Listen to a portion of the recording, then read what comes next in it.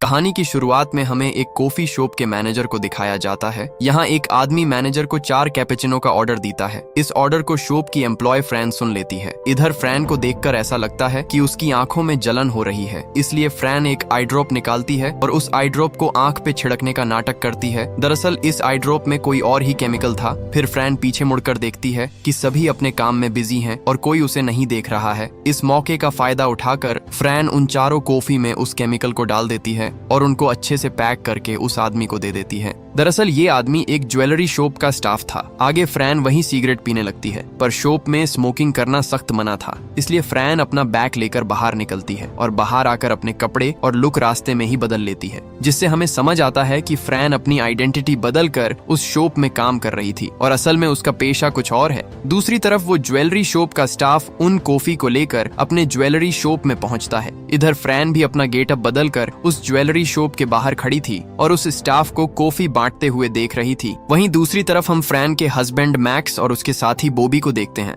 असल में ये तीनों प्रोफेशनल थीव्स थे और इस वक्त ये तीनों एक चोरी को अंजाम देने वाले हैं। इधर रास्ते में मैक्स बॉबी से बात करते करते अलग हो जाता है। तभी मैक्स के रास्ते से फ्रैन गुजरती है और मैक्स को इशारा करती है, जिससे मैक्स समझ जाता है कि फ्रैन ने अपना काम कर दिया है। अब मैक्स अपनी स्टिक ऊपर करता है। इसे देखकर उनका आखिरी पार्टनर पिंकी एक एनवलप को डस्टबिन में फेंकता है और फिर पिंकी के कुछ दूर जाते ही वो एनवलप ब्लास्ट हो जाता है। दरअसल उस एनवलप में एक टाइम बॉम्ब था। ब्लास्ट होते ही उस जगह लोगों की भीड़ लग जाती है। वहीं इस मौके को देखकर मैक्स की टीम ज्वेलरी शॉप की तरफ भागते हैं और एक रोड को दरवाजे से फंसाकर उस दरवाजे को तोड़ देती है। फिर ये तीनों बैंक के अंदर जाने से पहले अपना अपना मास्क पहन लेते हैं, लेकिन मास्क पहनते समय मैक्स उस बैंक की एक एम्प्लॉय को देखता है जो बेहोश नहीं हुई थी। दरअसल वो उस कॉफी को पीना भूल गई थी और उस कॉफी को पीकर बैंक के सभी एम्प्लॉय बेहोश हो गए थे। इधर मैक्स उस एम्प्लॉय को मारने की जगह उसे बेहोश करने का डिसीजन लेता है और उसके पास जाकर पुलिस को कॉल करने को कहता है। फिर जैसे ही वो एम्प्लॉय ऐसा करती है, मैक्स उसे करंट देकर बेहोश कर देता है। तभी मैक्स देखता है कि इस जगह एक कैमरा था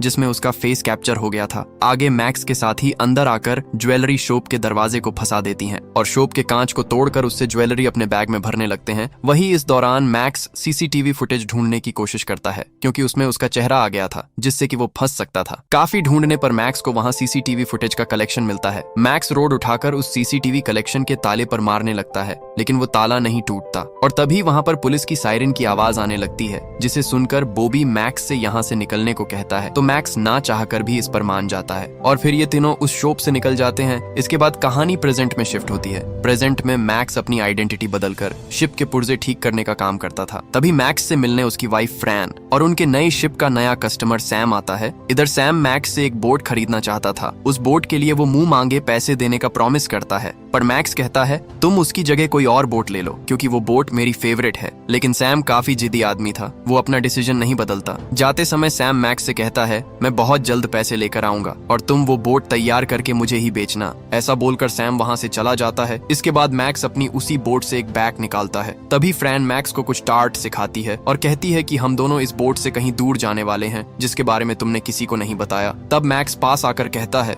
तुमने सही कहा, असल में मैं चोरी के काम से रिटायरमेंट लेकर तुम्हारे साथ कहीं बहुत दूर जाना चाहता हूँ, जहाँ के बारे में किसी को ना पता चले, पर इसके लिए मुझे थोड़े पैसों की जरूरत है जो मुझे आज ही मिल जाएंगी। ऐसा बोलकर ये दोनों हग करने लगती हैं। तभी बाहर से इन्हें गाड़ी के हॉर्न की आवाज आती है। इसे सुन मैक्स एक बैग के साथ बोट से बाहर निकलता है और उस गाड़ी में बैठ जाता है। आगे उस बैग को खोला जाता है तो उसमें से बहुत सारे हीरे निकलते हैं जिन्हें मैक्स ने चोरी किया था। मैक्स इन हीरो के बदले पैसे लेने माइक के पास आया था। माइक हर बार इनकी चोरी के सामानों को खरीदकर उसके बदले इन्हें पैसे देता था। माइक उनके बैग को रख लेता है और बॉबी और मैक्स को अपने साथ अपने ऑफिस में ले चलता है। तभी वहाँ ऑफिस में माइक का नेफ्यू जिमी आता है और माइक को एक नोट देता है। इसे देखकर माइक मैक्स से कहता है अब तुम्हें एक बहुत बड़ी चोरी करनी होगी और इस चोरी के ना होने तक मैं तुम्हें पिछली पेमेंट नहीं दूंगा। मैक्स कहता है लेकिन मुझे उन पैसों की जरूरत है, मैं अपनी पार्टनर के साथ एक ट्रिप में जाना चाहता हूँ। माइक कहता है इसलिए मैं तुम्हें पैसे नहीं दे रहा हूँ। अगर मैंने तुम्हें पैसे दे दिए तो तुम कहीं और भाग जाओगे और इस चोरी के लिए मुझे तुम्हारी जरूरत है। ऐसा कहकर माइक जाने लगता है। तब बॉबी माइक को रोकता है और कम से कम टैक्सी से जाने का किराया मांगता है, पर माइक मना करके वहाँ से चला जाता है।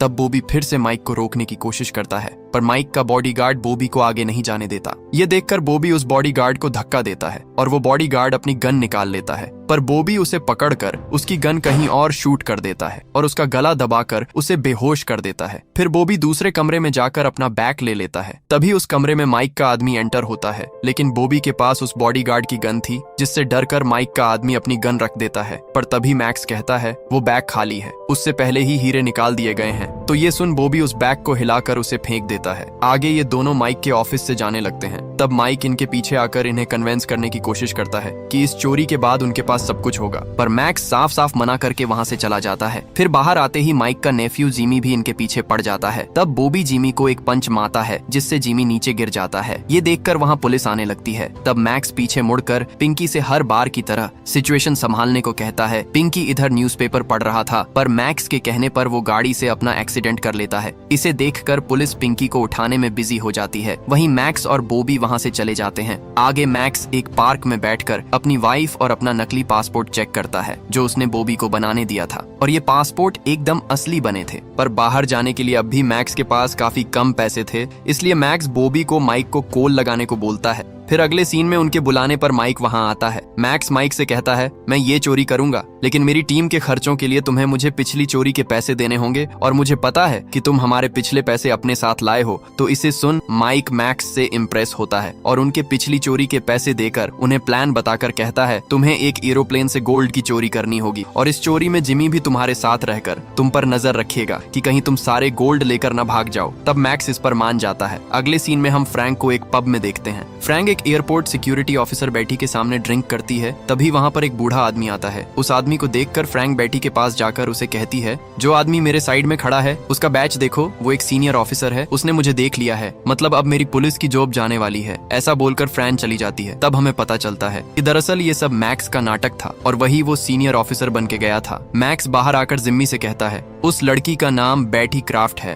उसे दारू की बहुत बुरी लत है और इसीलिए वो हमारे इस प्लान में जरूरी है। जिम्मी कहता है किस लिए? मैक्स कहता है वो तुम्हें पता चल जाएगा। ऐसा बोलकर मैक्स वहाँ से चला जाता है। वहीं जाते वक्त जिमी की नजर फ्रैन पे पड़ती है, जो उस पब से बाहर निकल रही थी। आगे हम मैक्स को कंस्ट्रक्शन वर्कर की ड्रेस में देखते हैं। मैक्स एक बोम के वायर को घास में ढक देता है और बोम को एक डेंजर बॉक्स में छिपा देता है। दूसरी तरफ मैक्स की टीम ने भी कंस्ट्रक्शन वर्कर की ड्रेस पहनी थी। आगे मैक्स टीम के पास पहुंचता है और बॉबी से बात करने लगता है, लेकिन इतने में ही वहाँ पुलिस की गाड़ी आ जाती है। दूसरी तरफ गाड़ी में पिंकी जिमी को गाड़ी चलाने से मना करता है और रिलैक्स करने को कहता है। तभी उस गाड़ी से एक ऑफिसर बाहर आता है और मैक्स से लेबर आइडेंटिटी कार्ड मांगने लगता है। तब मैक्स कहता है कि आप बिल्कुल सही वक्त पर आए हो, आप ही हम दोनों की उलझन सुलझा सकते हो। तो ऑफिसर उन्हें पूरी बात बताने को कहता है, पर बॉबी और मैक्स आपस में ही बहस करने का नाटक करने लगती है और थोड़ी देर बाद ऑफिसर उन्हें छोड़कर जाने लगता है। लेकिन तभी ऑफिसर को दूसरी गाड़ी दिख जाती है जिसमें जिमी और पिंकी थे। इसे देखकर जिमी अपनी गन निकाल लेता है, लेकिन मैक्स उस गाड़ी के आगे आ जाता है।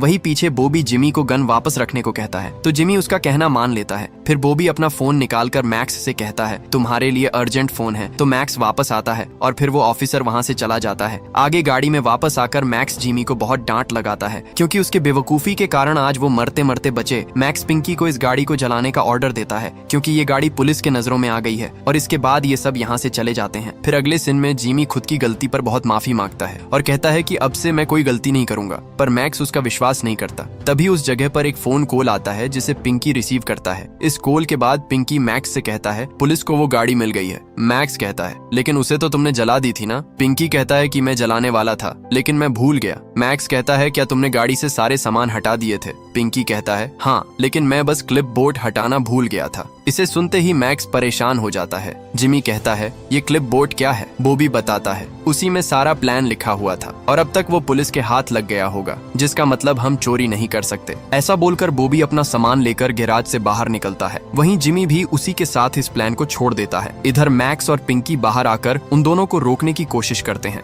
पर वे दोनों वहाँ से चले जाते हैं। उनके जाते ही ये दोनों एक दूसरे से गले मिलते हैं। दरअसल ये सब सिर्फ एक नाटक था जिसमें जिमी को छोड़कर सब मिले हुए थे। ये सब उन्होंने जिमी को प्लान से आउट करने के लिए किया था। मैक्स पिंकी से कहता है मेरे लिए पिछली चोरी की पेमेंट ही बहुत है और अब मैं सैम को भी बोट बेचकर ट्रिप के पैसे जमा करूंगा, उसके बाद मैं उससे वो बोट वापस ले लूंगा। ऐसा बोलकर मैक्स चला जाता है। फिर रात में मैक्स बोट को रिपेयर करने का नाटक करता है। तभी सैम वहां आ जाता है और बोट के बारे में पूछता है। तब मैक्स कहता है कि उस बोट में थोड़ी सी खराबी हो गई है, पर वो सब कल सुबह तक मैं ठीक कर दूंगा। सैम कहता है लेकिन मुझे आज रात मेरी वाइफ के साथ कहीं जाना था। तब मैक्स सैम को अपने साथ लेकर उससे चिकनी चुपड़ी बातें करता है। आगे ये दोनों एक कमरे में जाते हैं। यहाँ सैम के हाथ में एक बैग था और इस बैग में बहुत सारे पैसे थे। साथ ही सैम के कोट में एक गन रखी हुई थी। आगे ये दोनों बोट के लेन देन के बारे में बात करने लगते हैं और इस तरफ फ्रैन कॉफी लेने जाती है। लेकिन तभी फ्रैन को एक परछाई दिखती है और फ्रैन मैक्स को इशारा करती है। तब मैक्स समझ जाता है और सैम के पास जाकर उसकी गन ले लेता है। वही फ्रैन भी अपनी गन निकाल लेती है। फिर मैक्स देखने चला जाता है कि वो परछाई किसकी थी। मैक्स के जाते ही सैम अपना पैसा लेकर वहाँ से भाग जाता है, मतलब कि वो अब मैक्स से कभी डील नहीं करेगा। आगे मैक्स को दिखाते हैं जो उस अनजान आदमी को पकड़ लेता है,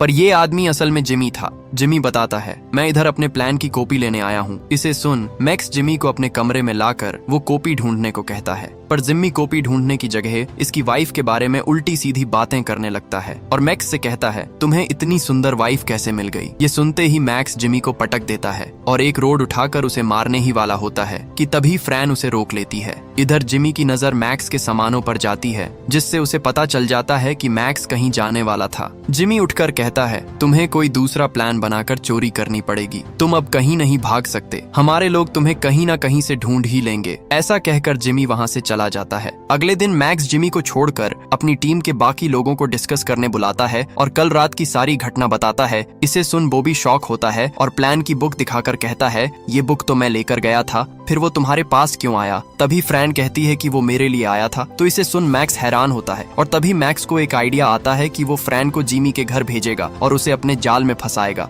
अगले सीन में हम माइक को देखते हैं जो मैक्स से कॉल पर बात कर रहा था। माइक मैक्स पर बहुत गुस्सा था क्योंकि मैक्स ने बता दिया था कि उन्होंने जिमी के साथ बस एक नाटक किया था और उनका प्लान अभी सुरक्षित है। तो माइक उन्हें लास्ट चांस देता है चोरी करने का। इधर माइक के घर में हम फ्रैन को देखते हैं जो मैक्स के कहने पर जिमी से रिलेशनशिप बनाने आई थी। आगे फ्रैन और जिमी बेडरूम में इंटीमेट होते हैं। फिर कहानी चोरी के दिन शिफ्ट होती है। इधर जिमी एक लिस्ट से किसी ट्रक कंपनी को कॉल लगाता है। वहीं दूसरी तरफ बॉबी उस टाइम बॉम्ब को एयरपोर्ट से थोड़ी दूर वाली पहाड़ी में डालकर घास से ढक देता है और अपनी गाड़ी में आकर बैठ जाता है। बॉबी गाड़ी लेकर एयरपोर्ट पहुंचता है। यहाँ पहले से ही मैक्स और फ्रैन अपनी गाड़ी में थे। इसे देखकर मैक्स को पता चल जाता है कि अब उसे अपने प्लान को अंजाम देना है। मैक्स अपनी गाड़ी से बाहर निकलता है। वहीं दूसरी तरफ बॉबी और जिमी के पास नकली आईडी थी, इसलिए सिक्योरिटी वाले उन्हें अंदर आने देती हैं। फिर हम मैक्स को देखते हैं। मैक्स ने चश्मा लगा रखा था और पुलिस भी उसे हाई कमांडर ऑफिसर समझ रही थी। अब सीन सुपरवाइजर बैठी पर आता है जो छिपकर अपनी कॉफी में अल्कोहल मिलाती है और जैसे ही पीछे मुड़ती है वैसे ही उसे मैक्स दिखते हैं।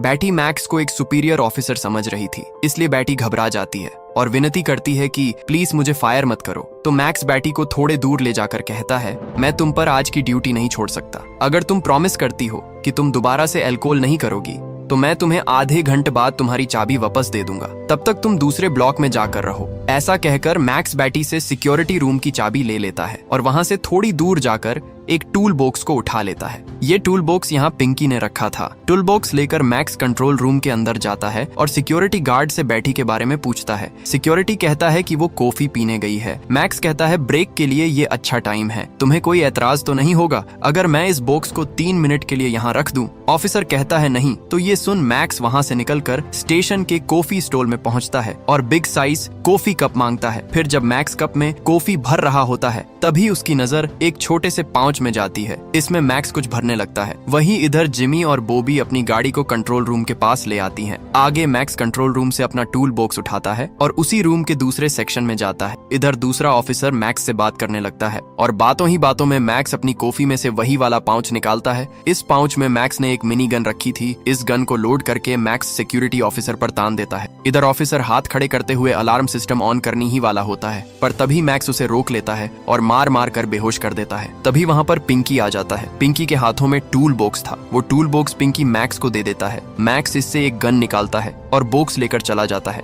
बाहर आकर मैक्स अपनी गाड़ी में बैठता है जिसमें जिमी और बॉबी थे। वहीं दूसरी तरफ पिंकी साइड में जाकर अपने कपड़े बदल लेता है। दूसरी तरफ मैक्स, बॉबी और जिमी तीनों उस गाड़ी से उस एरिया में जाने लगते हैं जहां से एरोप्लेन टेक ऑफ करने वाला था। इस जगह के पास ही इन्होंने वो बॉम्ब दफनाया था, इसलिए उस एरिया के सामने का इलाका ब्लास्ट हो जाता है। अब वे तीनों अपनी वैन लेकर एरोप्लेन के सामने आते हैं। इधर जिमी गाड़ी से बाहर निकलता है और एरोप्लेन का हेडफोन माइक लगाकर पायलट को इन्फॉर्म करता है यहाँ पास के एरिया में ब्लास्ट हुआ है और इसकी भी संभावना है कि एरोप्लेन में भी एक बॉम्ब हो। तो पायलट मैक्स को ऑफिसर समझकर उसे उनके कैबिन में आने देता है। मैक्स आते ही सबसे पहले उन पायलट्स के रेडियो और इलेक्ट्रॉनिक डिवाइस ऑफ करने को कहता है। फिर पायलट ऐसा ही करती है। इस दौरान मैक्स लगेज रूम का बटन दबा देता है और फिर पीछे से लगेज रूम खुलते ही बॉबी अपना टूल बॉक्स लेकर उस रूम के अंदर चला जाता है। वहीं max nitro oxide gas pilot के कैबिन में फेंक देता है जिससे कि पायलट बेहोश हो जाते हैं। फिर इसके बाद बॉबी टूल बॉक्स को खोलता है और उसमें टाइट रोप और कुछ औजार रखे हुए होते हैं। बॉबी इसे देखकर जिमी को इशारा करता है और जिमी जल्दी से गाड़ी से बाहर आकर डिक्की खोलता है और डिक्की के अंदर से एक लेटर निकालता है। डिक्की में एक खाली बॉक्स भी था जो बाहर से देखने में इंजन लग रहा था। अब मैक्स के साथ ही उस बॉक्स को लगेज रूम के साथ फिक्स करते हैं। इसके बाद बॉबी उन पैकेजेस का कवर हटाता है। कवर के अंदर सोने से भरे हुए बॉक्सेस थे। बॉबी बॉक्स का लॉकर खोलता है और उस बॉक्स में से गोल्ड का कंटेनर निकालता है और मैक्स को दे देता है। मैक्स इन कंटेनर्स को हुक से बांधकर नीचे डाल देता है और ये लोग ये सारे गोल्ड के बॉक्स सीढ़ी और रस्सी के जरिए सीधा गाड़ी में ट्रांसफर कर रहे थे। दूसरी तरफ पिंकी अपना सामान लेकर कंट्रोल रूम से निकल जाता है। वहीं मैक्स के साथ ही सारा सोना इकट्ठा करके गाड़ी के अंदर रख देते हैं और गाड़ी लेकर उस जगह से निकल जाते हैं। फिर इनकी गाड़ी एक गैराज के सामने रुकती है। ये गैराज एयरपोर्ट के अंदर ही बना हुआ था। इधर पिंकी नकली ऑफिसर बनकर पहरा दे रहा था और फोन करके एक तो ट्रक बुला रहा था। आगे मैक्स के साथ ही उस गैराज के अंदर होती है और उस वैन का नंबर प्लेट और लुक बिल्कुल चेंज कर देती है और अपने ड्रेसेस बदल कर अपनी अपनी अलग अलग गाड़ी से निकल जाते हैं। फिर फ्रेन सोने से भरी वैन लेकर निकलती है और मैक्स से कहती है वो मैक्स का बाहर इंतजार करेगी।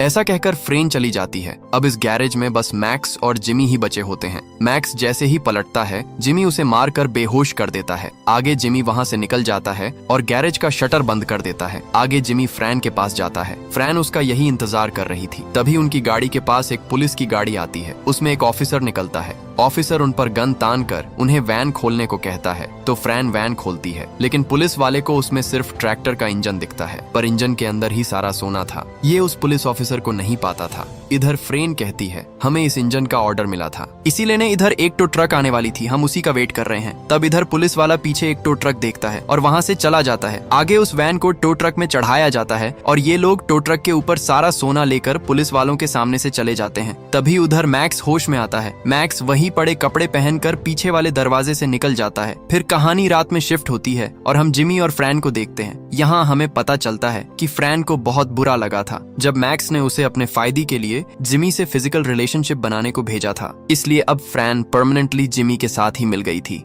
इधर जिमी कहता है अब ये सोना सिर्फ हमारा होगा। तभी उनके सामने से एक ट्रक गुजरता है जिसके ओवरलोड से वैन लड़खड़ाकर टकरा जाती है। इसे देखकर जिमी पीछे सोना चेक करने जाता है, पर इधर सोने की जगह नकली कॉइन्स थे। इसे देखकर जिमी के पैरों से जमीन फिसल जाती है, लेकिन तभी एक और ट्विस्ट आता है और हम फ्रैन को उसी ट्रक में चढ़ते हुए देखते हैं जिससे उसका एक्सीडेंट हुआ था। मतलब असल में फ्रैन ने जिमी को धोखा दिया था और ये ट्रक मैक्स की थी। आगे मैक्स और बॉबी एयरपोर्ट के एक ऑफिसर से मिलते हैं और उसे ऐसा कंप्लेन करता है कि उनका पैकेट जो एयरप्लेन से आने वाला था वो अभी तक नहीं पहुंचा है। ऑफिसर कहता है क्योंकि यहाँ पर सोने की चोरी हुई थी, लेकिन सोने के बोक्से के अलावा एयरप्लेन में कुछ और लगेज है, शायद उन्हीं में से आपका सामान हो। तो मैक्स पुलिस ऑफिसर के साथ ऊपर जाता है और एक लगेज को अपना बताता है। आगे ये दोनों उस लगेज को ले जाने लगते हैं। दरअसल जब मैक्स और बॉबी एरोप्लेन से गोल्ड की चोरी कर रहे थे तो उन्होंने गोल्ड की जगह नकली कॉइन्स भरकर जिमी को दे दिया था और असली गोल्ड इन लगेज के अंदर थे जिन्हें अब तक पुलिस ने चेक नहीं किया था। अब कहानी अगले दिन में आती है। इधर पिंकी अपनी नाइस को स्कूल छोड़ने जाता है। जैसे ही स्कूल बस वहां से निकलती है, पिंकी अपने पीछे एक आदमी को खड़ा देखता है। ये आदमी माइक के लिए काम करता था। वो आदमी पिंकी को गाड़ी में बिठाता है। इसके अगले सीन में हम मैक्स और बॉबी को देखते हैं। ये दोनों इधर सोना पिघलाकर उसे रोड का आकार दे रहे थे। इसी तरह सोने की रोड इन्होंने बहुत सारी तैयार कर लिए थे। मैक्स इन रोड से अपने बोट की रेलिंग बनाता है ताकि किसी की इस पर नजर न जाए। तभी मैक्स को पिंकी का कॉल आता है। पिंकी को माइक के लोगों ने किडनैप कर लिया था पिंकी दबाव में आकर मैक्स को बोर्ड साइड में मिलने को बुलाता है और मैक्स मान जाता है। इस कॉल के बाद माइक का आदमी माइक को कॉल लगाता है और पिंकी को देता है। माइक कॉल में कहता है कि अब बताओ गोल्ड किधर है, तो पिंकी ये बताने से साफ इनकार कर देता है। जिसके बाद हम एक कमरे से गोली की आवाज सुनते हैं। तभी उस कमरे से माइक का आदमी बाहर निकलता है। इसका मतलब माइक के आदमी ने पिंकी को मार डाला था। आगे मैक्स अपनी बोट लेकर पिंकी के बताए लोकेशन पर पहुंचता है, लेकिन इधर उसे पिंकी की जगह फ्रैन मिलती है और फ्रैन के पीछे माइक के लोग होते हैं। मतलब माइक ने फ्रैन को भी किडनैप कर लिया था। मैक्स जैसे ही बोट से बाहर उतरता है, माइक उसे गन पॉइंट में ले लेता है। माइक को लगता है कि मैक्स यहाँ पर है, इसका मतलब बॉबी भी यही कहीं होगा। तो माइक के लोग बोट को देखने लगते हैं और बताते हैं कि यहाँ कोई नहीं है। तब मैक्स कहता है तुम सारा गोल्ड ले जाओ, मुझे मेरी वाइफ और मेरा बोट दे दो। माइक कहता है कि जब तक गोल्ड नहीं मिलता तुम्हें दोनों में से कुछ नहीं मिलेगा। ऐसा बोलते ही वहाँ जिमी आता है और फ्रैन को अपने साथ जबरदस्ती ले जाता है। इसे देखकर मैक्स गुस्सा करने लगता है और जिमी फ्रैन को गाड़ी से ले जाता है। वही माइक अपने आदमी से चाकू लेकर बोट के पास जाता है और बोट के रोड को खरोचने लगता है, पर इस रोड को कुछ नहीं होता, जिससे माइक समझ जाता है कि ये रोड असल में गोल्ड है। इसके बाद माइकी के लोग उस गोल्ड को निकालने जाते हैं। इतने में ही मैक्स माइकी को पंच मार कर वहाँ से भागने लगता है, पर माइक के लोग मैक्स पर शूट कर देते हैं, जिससे कि वो वहीं गिर जाता है। माइक मैक्स के पास आता है और उसे गोल्ड कहाँ है इस बारे में बताने का आखिरी मौका देता है, पर मैक्स कुछ नहीं बताता। इसे सुन माइक मारने की धमकी देता है और 3 तक काउंट करता है। 3 कहते ही बॉबी वहाँ आकर माइक के साथी को उड़ा देता है। असल में बॉबी इसी बोट में छिपा हुआ था। इधर बॉबी, मैक्स और माइक के लोगों के बीच गन फाइट होती है, जिसके एंड में वहाँ बस माइक बचता है। माइक मैक्स और बॉबी से कहता है क्या तुम दोनों मेरी आखिरी शब्द नहीं सुनना चाहते? मैक्स कहता है हम पहले ही सुन चुके हैं। ऐसा कहकर मैक्स माइक को शूट कर देता है। अगले सीन में मैक्स और बॉबी एक रेस्टोरेंट में होते हैं। यहाँ इन दोनों को पिंकी के खोने का बहुत गम था, इसलिए ये दोनों रोबरी से रिटायरमेंट लेने का फैसला कर लिया है। इसके बाद बॉबी रेस्टोरेंट से चला जाता है और अपनी गर्लफ्रेंड से जाकर मिलता है। बॉबी और उसकी गर्लफ्रेंड अब से नई जिंदगी स्टार्ट करने वाले थे। फिर मूवी कुछ हफ्ते आगे बढ़ती है। इधर मैक्स रोड को ब्लैक पेंट कर रहा था कि तभी मैक्स के पास फ्रैन आती है और मैक्स से पिंकी के बारे में बात करने लगती है। लेकिन तभी वहाँ जिमी अपनी गन के साथ आ जाता है और मैक्स अपने हाथ खड़े कर लेता है। असल में फ्रैन अब तक जिमी के ही साथ थी, क्योंकि मैक्स ने बस फ्रैन का इस्तेमाल किया था। फ्रैन के कहने पर जिमी मैक्स को नहीं मारता। फ्रैन बहुत सालों से मैक्स के साथ थी, इसलिए उसे पता था कि मैक्स ने उन रोड को पेंट कर दिया होगा। इसलिए फ्रैन और जिम्मी जिस रोड को मैक्स पेंट कर रहा था उस गाड़ी को वहां से ले जाती हैं। इसके बाद मैक्स पीछे पलटता है और अपनी दूसरी गाड़ी में बैठकर उस गैराज से बाहर निकलता है, लेकिन तभी वो एक रोड पिलर से टकरा जाता है और हमें उसमें गोल्डन कलर दिखता है। फिर मैक्स बाहर आकर उस रोड को अंदर डालने के लिए जैसे ही कपड़ा हटाता है तो वहाँ बहुत सारे सोने के रोड देखती हैं। मैक्स उन रोड को कपड़े से ढक देता है और अपनी गाड़ी लेकर वहां से चला जाता है। और इसी सीन के साथ ये कहानी यहीं पर खत्म हो जाती है।